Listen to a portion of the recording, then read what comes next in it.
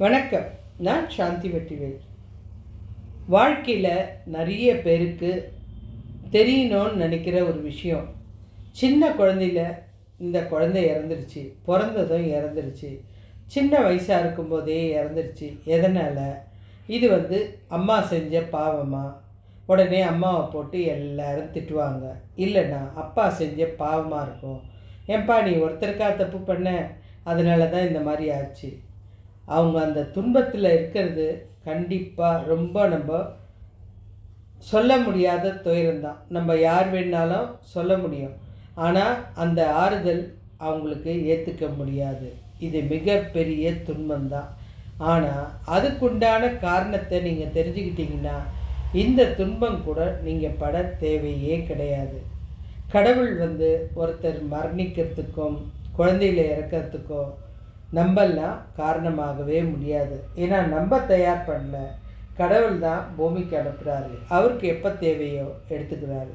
அது நல்லவங்களாக இருந்தாலும் சரி, கெட்டவங்களாக இருந்தாலும் சரி. சிலர் 20-30 வயசில் இறக்கிறது, சிலர் ரொம்ப நாள் இருப்பாங்க வாழறதுக்கு. அதாவது வாழ்க்கையே வேணான்னு இறக்க எத்தனையோ வாட்டி முயற்சி பண்ணாலும் கல் மாதிரி இருப்பாங்க. இதுக்கெல்லாம் காரணம் இறைவனுடைய அந்த அருள் தான். அவர் ஏதோ ஒரு கர்மாக்காக தான் அவங்கள வச்சுருக்காரு. இது தெரியாமல் நம்ம சம்பந்தப்பட்டவங்களை துயரத்தில் இருக்கும்போது திட்டுறதோ இல்லை அவங்களுக்கு சிரமம் கொடுக்கறதோ நம்ம சேர்த்துக்கிற கர்மா. இது ரொம்ப முக்கியமான விஷயங்க. இந்த கதையை முழுசாக கேட்டிங்கன்னா உங்களுக்கு இதோட பாதிப்பு சுத்தமாக புரிஞ்சிடும். உங்களுக்கு இதை பற்றி தெளிவும் கிடைச்சிடும். என்னுடைய வாழ்க்கையில் நான் பார்த்த ஒரு சின்ன விஷயம், ஒரு குழந்தையோட அம்மா குழந்தை பிறந்ததும் இறந்துட்டாங்க. எல்லாரும் அந்த குழந்தைய போட்டு சபிச்சாங்க, நீ பிறந்ததும் அம்மாவை முழுங்கிட்ட அப்படின்னு. ஆனால் அங்கே நடந்த அதிசயம் பார்த்திங்கன்னா, அந்த குழந்தைய யாரோ ஒரு பெரிய பணக்காரர் கொண்டு போய், அவங்க ஏழை தான், கொண்டு போய் நான் வளர்க்குறேன் அப்படின்னு ராஜா மாதிரி வளர்த்தாரு. ஏன்னா அவருக்கு குழந்தை கிடையாது. இது தெய்வீக ரகசியம். இந்த குழந்தை இங்கே தான் இருக்கணும். நம்ம கிருஷ்ணரை எடுத்துக்கோங்க. அவர் பிறந்தது எங்கே? சிறைச்சாலை. வளர்ந்தது எங்கே? கோகுலத்தில். அவர் பண்ணாத அட்டகாசமா? அவர் என்னைக்காவது அதை நினச்சி துன்பப்பட்டிருக்காரா? மக்களுக்கு புரிய வைக்கிறதுக்காக தான் இந்த கடவுள் எல்லாம் கூட இந்த மாதிரி வாழ்க்கையை வாழ்ந்திருக்காங்க. இப்போ நம்ம இந்த கதைக்கு போக போகிறோம். அஸ்தினாபுரத்தை சந்தனு மகாராஜா அப்படின்ற ஒரு பெரிய மகாராஜா ஆட்சி செஞ்சிட்ருக்கார். உலகத்தில் கொடுமையானது எதுன்னு கேட்டால் உண்மையாகவே ஒரு தாய் கண் முன்னாலேயே தன் குழந்தை இழப்பது தான். ஆனால் ஒரு தாய் தன் கையாலேயே தான் பெற்ற குழந்தைகளை ஒவ்வொன்றா ஆற்றில் வீசி எறிந்தால் அதை கேட்க நெஞ்சே பதறது இல்லையா? அந்த மகாபாரதத்தில் அன்னை கங்காதேவி செஞ்ச இந்த விசித்திர செயல் ஆயிரக்கணக்கான ஆண்டுகளாக புரியாத புதிராக பலருக்கு இருந்திருக்குது. இந்த தெய்வீக தாய் ஏன் இப்படி கொடூரமாக இந்த செயலை செஞ்சாங்க? அந்த பிஞ்சு குழந்தைங்களை ஏன் இவங்க கொன்னாங்க? இவங்க செஞ்ச பாவம் என்ன? இல்லை அந்த குழந்தைங்க ஏதாவது பாவம் செஞ்சுருக்காங்க? இப்படி எல்லா விஷயத்துக்கும் கேள்விக்கு பின்னால் மிகப்பெரிய சாபமும் அதை விட ஒரு மேன்மையான கருணையும் இந்த கதையில் ஒளிஞ்சிருக்கு. இன்னும் நம்மக்கிட்ட இந்த மாதிரி நிகழற குழந்தைகள் அற்ப ஆயுள் மரணம் பின்னால் இருக்கிற ஆன்மீக ரகசியம்தான் இந்த சம்பவம் உங்களுக்கு உணர்த்த போகுது. இந்த சந்தனு மகாராஜா இருக்கார் இல்லையா, அப்போ கண்டிப்பாக இவருடைய காவியத்தை நம்ம கேட்கணும். இவருடைய காதல் கதை ரொம்ப அழகானது. இந்த ராஜா ஒரு நாள் வேட்டைக்கு போகும்போது அந்த இடத்துல இந்த அழகான பெண்ணை பார்க்குறாரு. பார்க்கும்போது அவருக்கு அந்த பொண்ணு மேலே ஒரு ஆசை வருது. எப்படியாவது இவளை நம்ம கல்யாணம் பண்ணணும். ஏன்னா மிகப்பெரிய ராஜா, இப்படி ஒரு அழகிய அவர் பார்த்ததில்லை.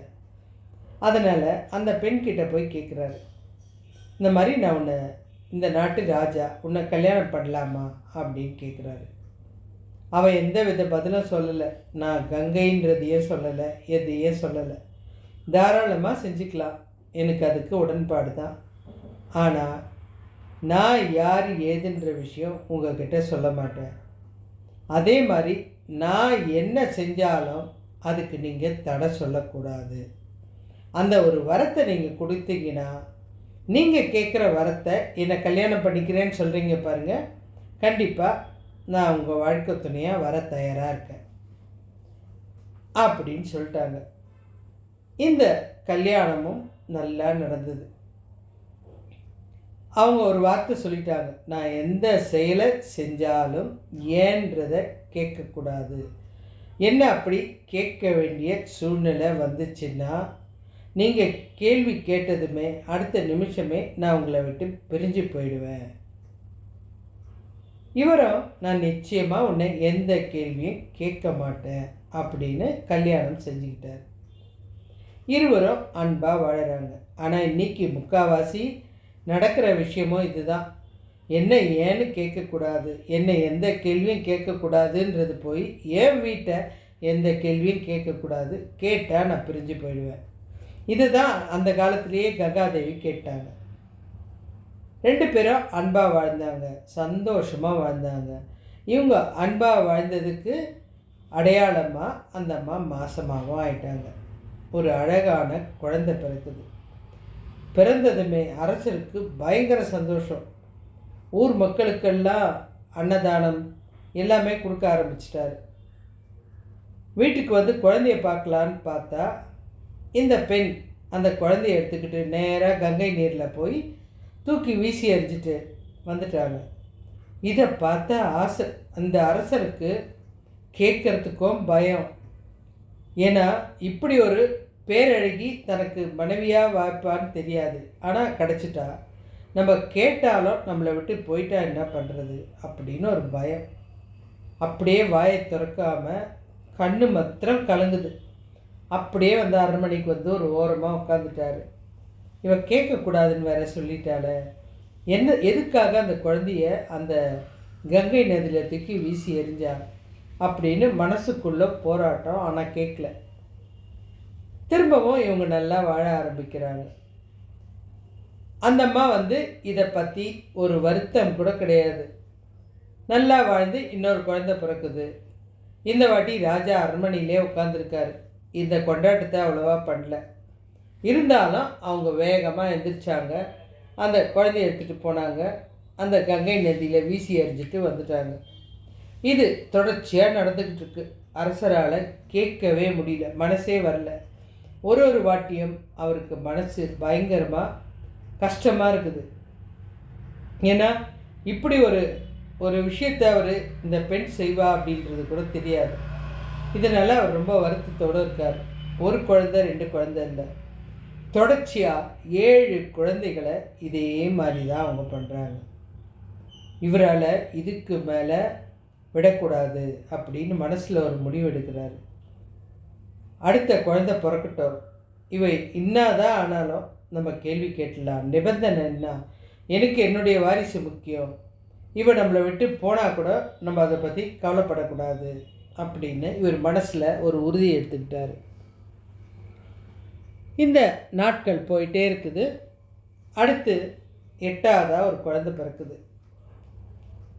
இந்த குழந்தை வந்து பிறந்ததுமே அரசர் கண்காணிச்சிட்டே இருக்கார். கரெக்டாக அந்த அம்மா காலையில் எந்திரிச்சதுமே அந்த குழந்தைய எடுத்துகிட்டு கங்கை நதிக்கரைக்கு போகும்போது பின்னாடியே அரசர் வர்றாரு. நிச்சயமாக இவ செய்ய மாட்டா, ஏற்கனவே 7 குழந்தைய அழிச்சிட்டா, இந்த 8ஆவது குழந்தைய அடிக்க மாட்டா அப்படின்னு நினைக்கும்போது அவங்க தூக்கி வீச போகும்போது மன்னரால் சும்மாவே இருக்க முடியல. நில் அப்படின்ட்டார். நீ ஒரு அம்மாவா? பார்க்க ஆச்சரியமாக இருக்குது. பெத்த தாயாக இருந்துங்கன்னு இத்தனை குழந்தைங்கள கொல்றிய, உனக்கு எப்படி மனசு வருது? நீ ஒரு பெண் இல்லை, பேய் தான் இதெல்லாம் செய்யும் அப்படின்னு கத்துறாரு.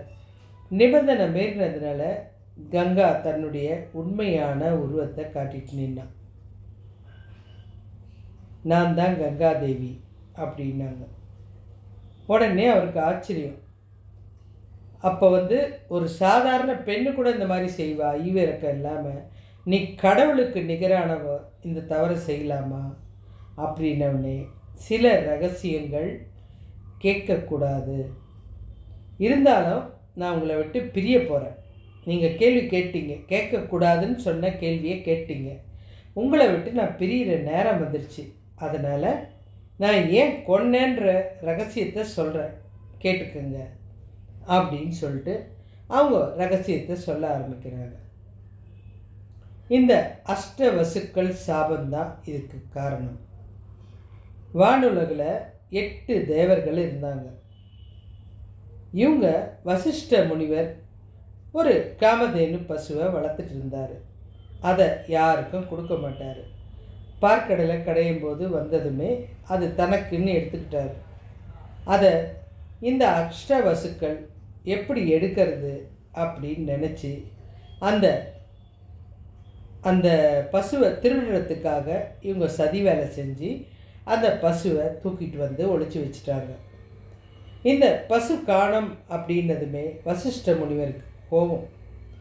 நான் வச்சிருந்த பசு எப்படி காணாமல் போச்சு? இதை எடுத்தது யாராக இருந்தாலும் சும்மா விட மாட்டேன். எனக்கு தெரியாமல் எடுத்தது யார் அப்படின்னும்போது அந்த 8 பேருன்றது அவருக்கு ஞானத்தில் தெரிஞ்சிச்சு. பசுக்களை திருடின காரணத்துக்காக பூலோகத்துக்கு போய் மானிடராக பிறந்து பசி தாகத்தோட மரணத்தோட மனித துயரத்தோட அனுபவிச்சுட்டு வாங்க அப்படின்னு சாபம் கொடுத்துட்டாரு அந்த தேவர்களுக்கு. பயந்து போன அந்த அஷ்டவசுக்கள் அப்படின்ற தேவர்கள், ஏன்னா அதை விட கொடூரமான தண்டனை எது வேணாலும் கொடுத்துலாம்.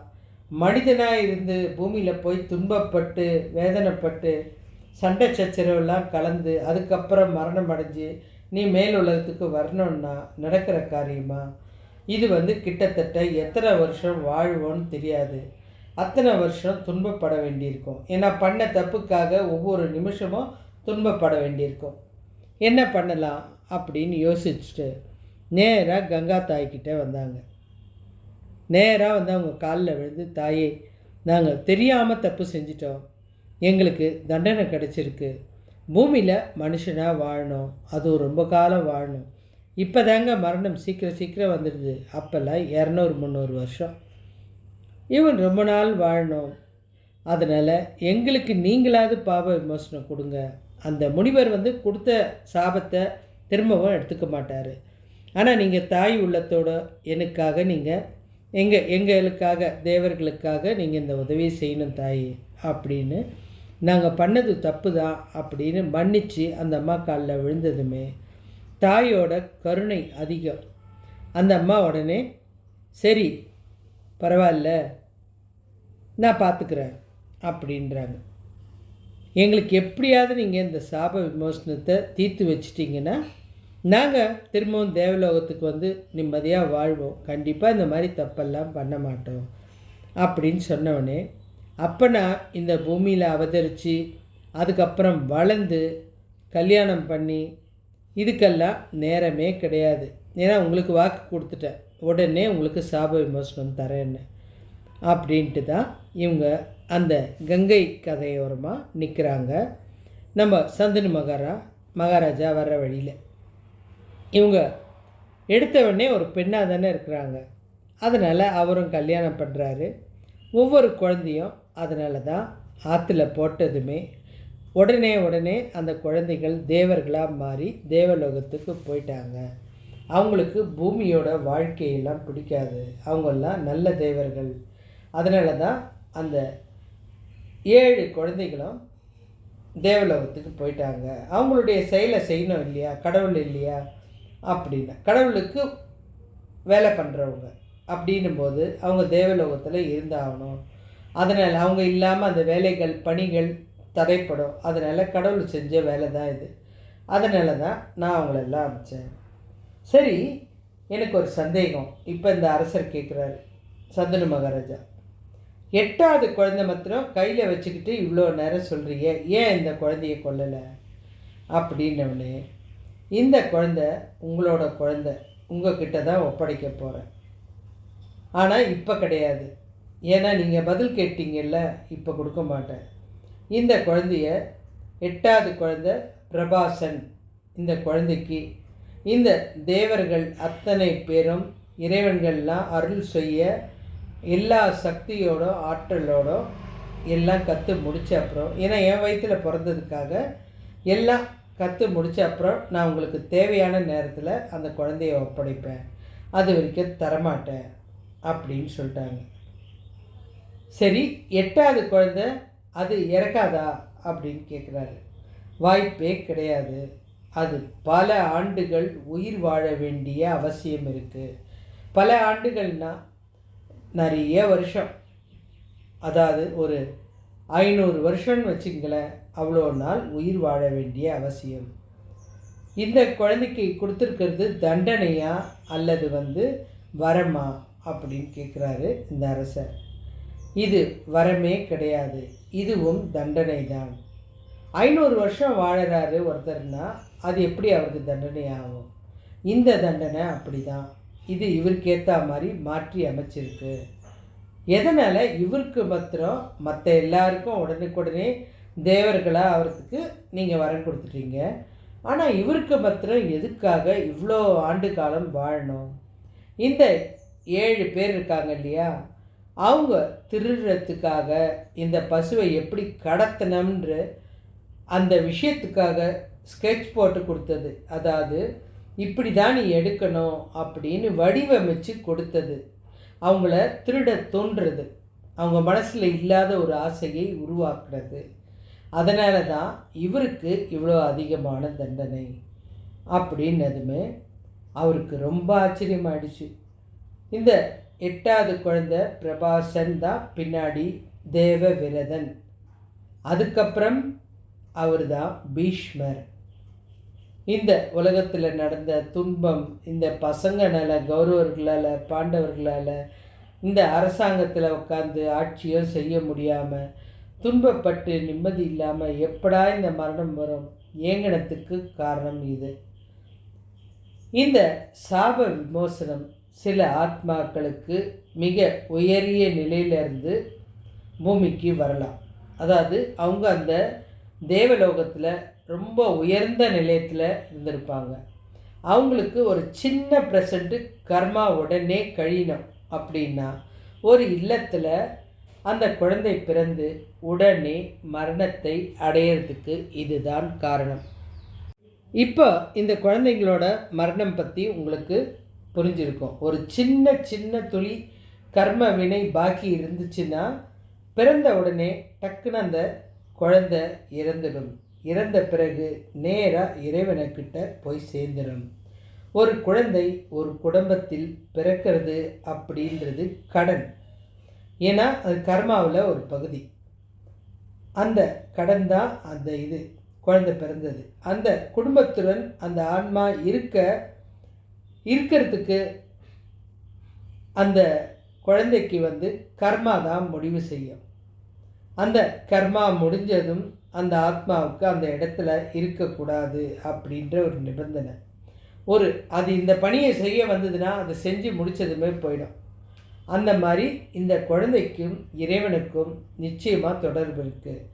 சின்ன துண்டு கர்மாக்காக தான் அது பூமியில் அவதரித்து இந்த குழந்தை திரும்பவும் இறைவன்கிட்ட தான் போகுது. ஏன்னா அந்த ஒரு சின்ன கர்மா கூட அந்த குழந்தைக்கு அடுத்த நிலைக்கு உயர்ந்த நிலைக்கு போகிறதுக்கு தடையாக இருக்கும். இப்போ எப்படி கங்கை இந்த வீசின 7 குழந்தைகளும் அடுத்த நிலைக்கு போகிறதுக்காக தான் இந்த தாய் அந்த கருணையோட அடிப்படையில் தான் இதை செஞ்சாங்க.